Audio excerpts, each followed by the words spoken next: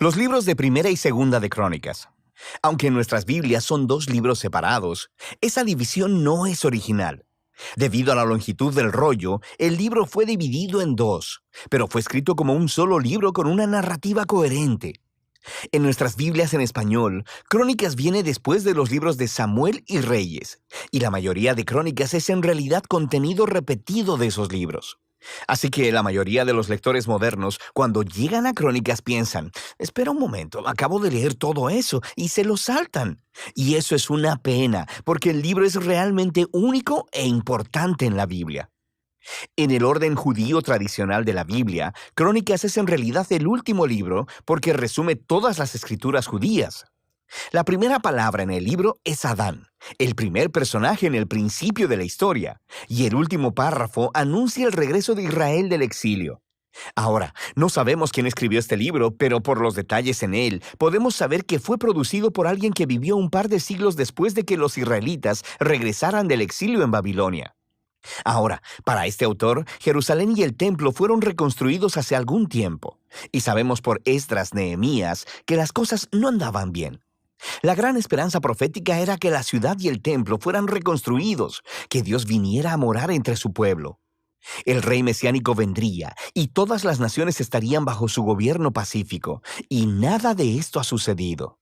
Así que el autor de Crónicas ha reconfigurado estas historias de David y Salomón y los reyes del pasado para proveer un mensaje de esperanza para el futuro. Y vemos que él ha diseñado este libro para enfatizar dos temas evidentes. Primero, la esperanza del rey mesiánico venidero, y segundo, la esperanza de un nuevo templo. Profundicemos y verás estos temas a lo largo de todo el libro. Primera de Crónicas comienza con 9 capítulos de genealogías, largas listas de nombres, y las leerás y pensarás que esto es un poco aburrido, y puede que esto sea cierto para ti, pero en realidad son muy importantes. El autor está resumiendo la narrativa entera del Antiguo Testamento al nombrar a todos los personajes clave en las historias, y al hacerlo, él da forma a las genealogías para enfatizar dos linajes clave. Primero está la línea del rey mesiánico prometido, así que se dedica mucho espacio a trazar la línea de Judá que llevó hasta el rey David, a quien le fue dada la promesa mesiánica. Y luego de David, el autor traza la línea hasta sus días. La otra línea familiar que recibe mucha atención aquí es la del sacerdocio, los descendientes de Aarón, quienes, por supuesto, sirvieron en el templo. Así que desde el inicio puedes ver dos temas principales: la esperanza del autor de que el Mesías venga para construir un nuevo templo y segundo, su origen en estas antiguas genealogías. Ahora, después de eso, el autor continúa con las historias acerca de David, y la mayoría de ellas te resultarán familiares por el libro de Samuel, pero de nuevo, hay algunas diferencias realmente importantes. Primero que nada, el autor deja fuera todas las historias negativas de David, en donde él es retratado como débil o inmoral. Saúl cazando a David en el desierto y persiguiéndolo. La historia del adulterio de David con Betsabé y el asesinato de su esposo. Todo eso queda fuera. Y lo que queda son las historias que hacen ver a David como un buen hombre. Y no solo eso, también hay un material nuevo que no encontrarás en el libro de Samuel y que muestra a David desde una perspectiva muy positiva.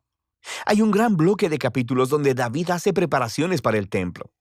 Él organiza los recursos y los constructores y los levitas y los coros. Y no solo eso, el autor también representa a David como una figura semejante a Moisés. Dios le da a David los planos para construir el templo, así como le dio a Moisés los planos para construir el tabernáculo. De manera que, ¿por qué todo este nuevo material acerca de David?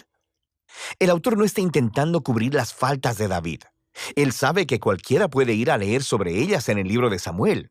Más bien, él está tratando de presentar a David como el rey ideal, para hacer de él una imagen o tipo del futuro Mesías del linaje de David.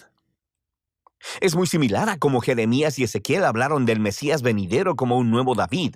Esto es más evidente en la manera en que el autor recuenta la historia de la promesa del pacto de Dios a David en Primera de Crónicas 17. Cuando comparas la historia con su paralelo en Segunda de Samuel 7, verás que el autor de Crónicas está resaltando que ni David ni Salomón ni ninguno de los reyes de su linaje eran el rey mesiánico, y que cuando el Mesías venga será un rey como David.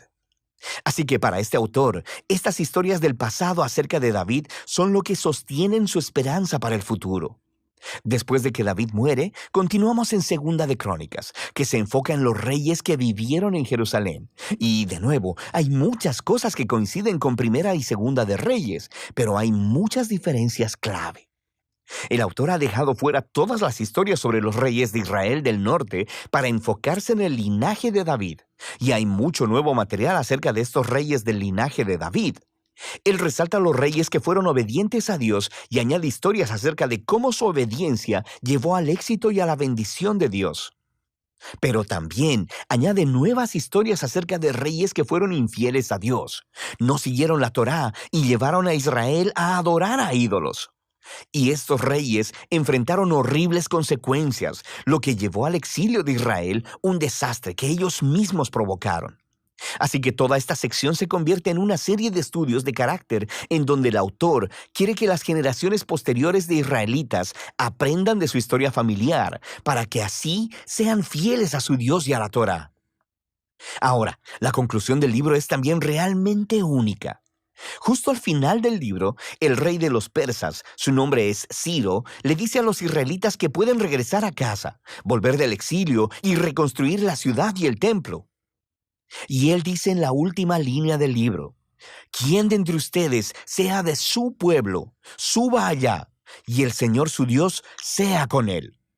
Y así termina el libro, con una oración incompleta. Ahora, por supuesto, el autor sabe acerca del primer regreso del exilio y de las historias de Esdras y de Nehemías, pero evidentemente, desde su perspectiva, las esperanzas proféticas de Israel no fueron cumplidas en esos eventos. Así que este final incompleto muestra que la esperanza del autor está puesta en otro regreso del exilio, cuando el Mesías finalmente vendrá a reconstruir el templo y restaurar al pueblo de Dios. Así que el libro de Crónicas, el último libro de las escrituras judías, termina apuntando hacia adelante.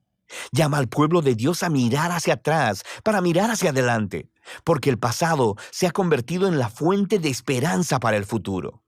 Así que Crónicas concluye la historia del Antiguo Testamento como una historia que está buscando un final. Y de eso trata este libro.